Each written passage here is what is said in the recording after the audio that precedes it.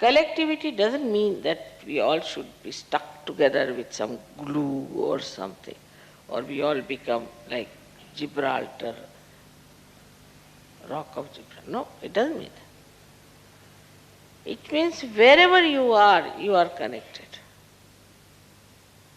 That is collectivity. But if you are not connected and you are just glued together, it's very inconvenient to live under such circumstances. I think people don't even understand the meaning of collectivity. Where there's not the other, ananya, where there's not the other, there's no other personality. These personalities are separated from you because of left and right, or could be both. But you are yourself fully when you are absolutely detached and your Kundalini is dancing. You are alone and never alone.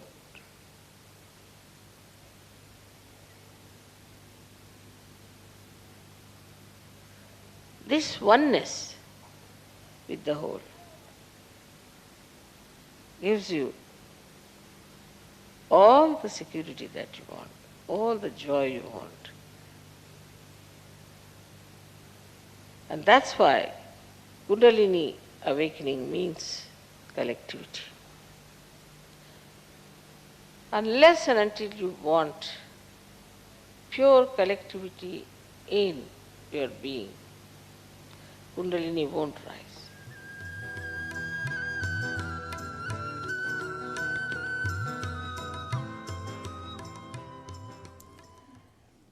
So now, let us see how do we miss out on collectivity.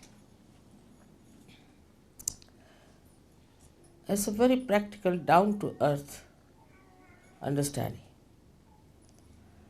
First, we must know without collectivity we cannot exist. As the body has to be in connection with the brain, in the same way, without collectivity, Sahaja Yoga cannot exist.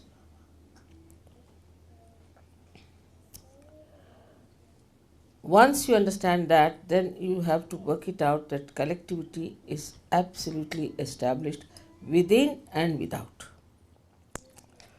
I do not know what thing comes first in the human mind about another person.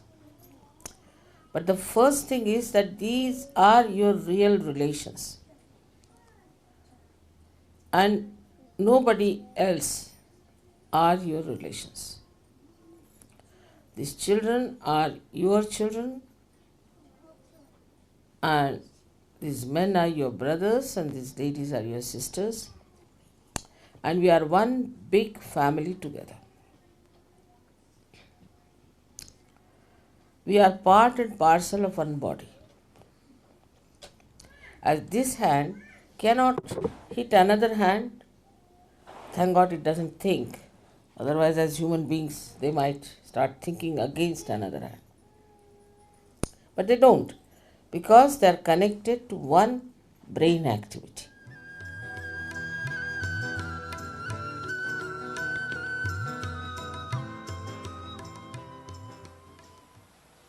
So, we can see that when we ascend in the collective consciousness, and we have collective living, collective meeting, at the Vishuddhi Chakra, Sri Krishna established this, or he manifested this pure relationship of a sister.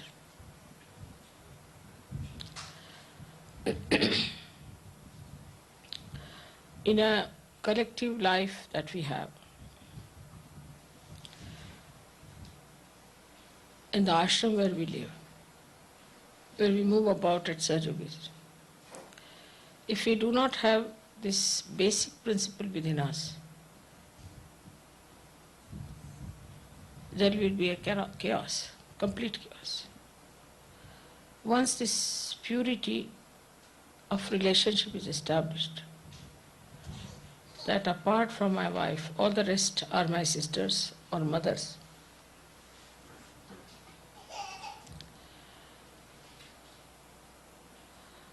it cannot be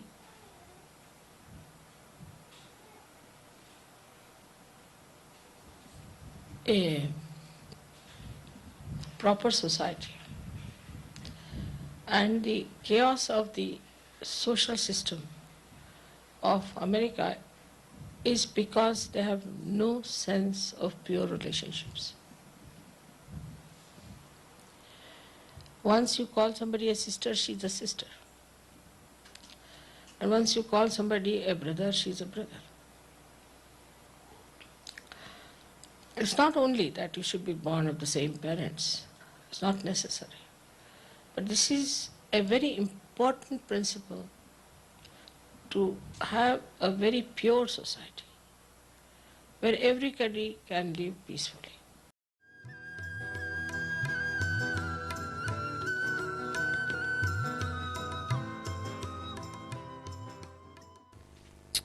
Think of the tree which is, say, in a turmoil or during earthquake.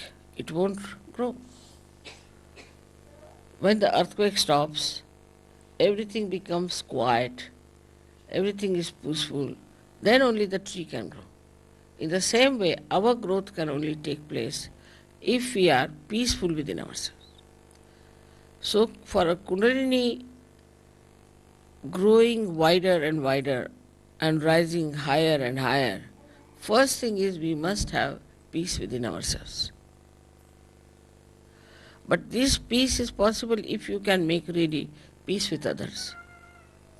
If you cannot make peace with others who are in Sahaja Yoga, who are in the collective, if you are in a turmoil, this Kundalini can never rise. That is why collectivity is so important. Without collectivity, your Vishuddhi cannot open. And without collectivity, you cannot have the growth of your spirituality. If the growth of the spirituality, as they say, the tree of life is upside down and the roots are in the brain. And this Kundalini has to go and water that brain. As we water the roots, then it starts flowing downward. And that's how we start expanding.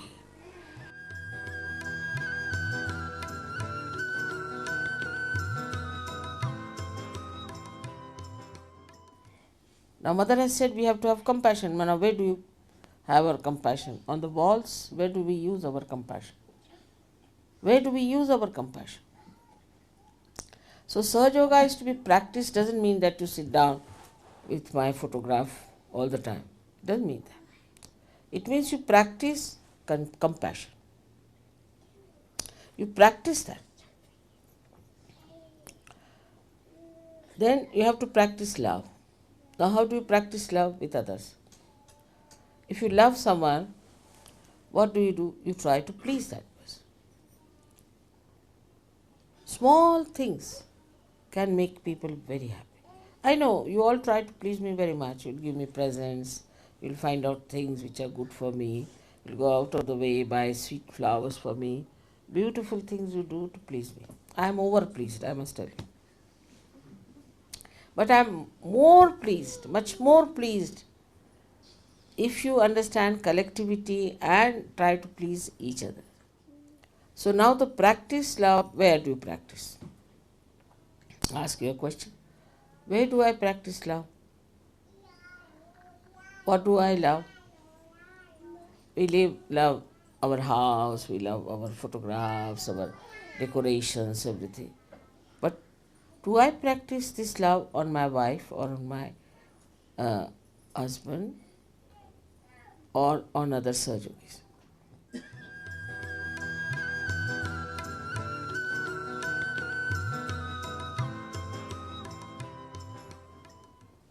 In our search culture, we have to practice compassion and love. And thirdly, we have to practice patience. I know some children are maybe little more mischievous, some are less mischievous. Maybe some people are very talkative. Sometimes really they give me also a headache. They go on talking so much. Sometimes I think it's good because it's a rest for my mouth. One way of looking at it. Another way of looking at it is just switch off your mind, let him talk, take it out, whatever he wants to do. Once he is finished with it and fagged out, then he won't bother you much. And also he'll feel satisfied that somebody has listened to his prattles. So patience is needed. And patience is needed in such a way that others should see your patience. Yesterday, for example, I was sitting for about, I think, 3 hours shaking hands with all sorts of people and all types of problems. And the person who came last, he said, looking at your patience, I developed my own patience. And love gives you patience. This love nourishes you. I'm telling you, it's absolutely down to earth method. Here I have not mentioned that you trust God. I'm just saying trust yourself. Absolutely down to earth because we are talking about your brain.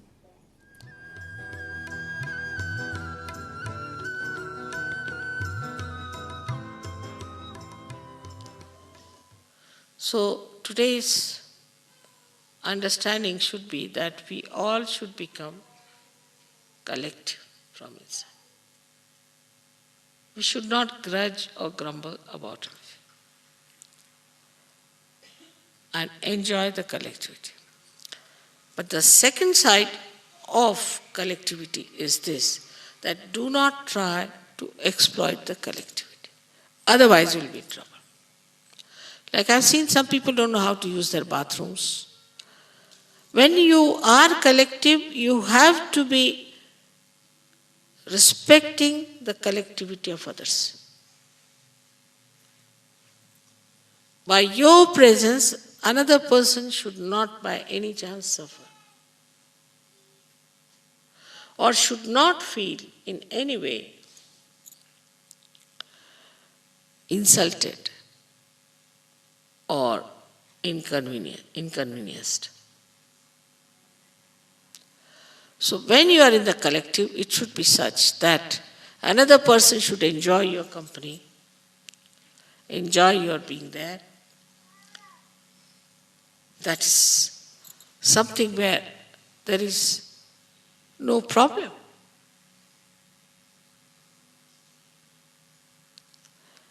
But if you are demanding and if you are asking for things and you think no end of yourself, you can not at all collective by any chance, but you will suffer for that.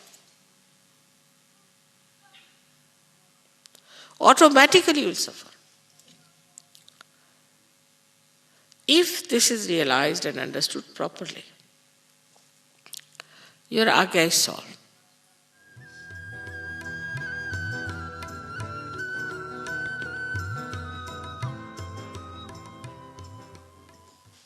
Like anger.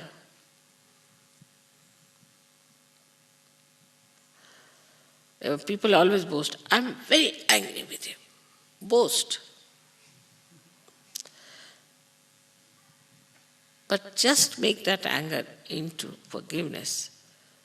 And you'll see the person, instead of you getting into problems, he will get into problems. Anger will upset you, but forgiveness will upset him automatically. It's the biggest weapon you have got is to forgive. And this is shown in Buddha's character throughout.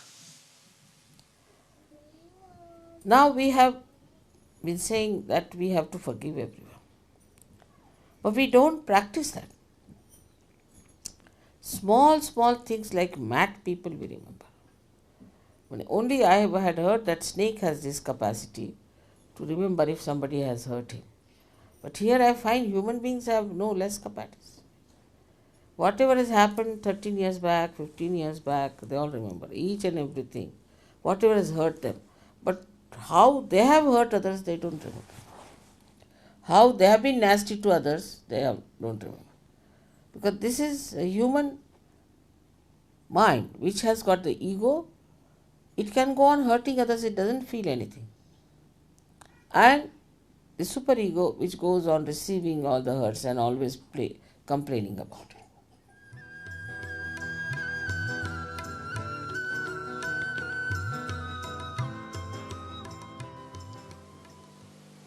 Don't criticize the collectivity till I myself find it out and I'll put it right. Keep to the collectivity wisely and earnestly and try to keep the collectivity together. Try to help to keep the people collective, to enjoy together. Don't criticize each other. Only criticize yourself if you are in the habit of criticism. Better criticize yourself is better, because these are habits also. People, especially I have seen people in the West,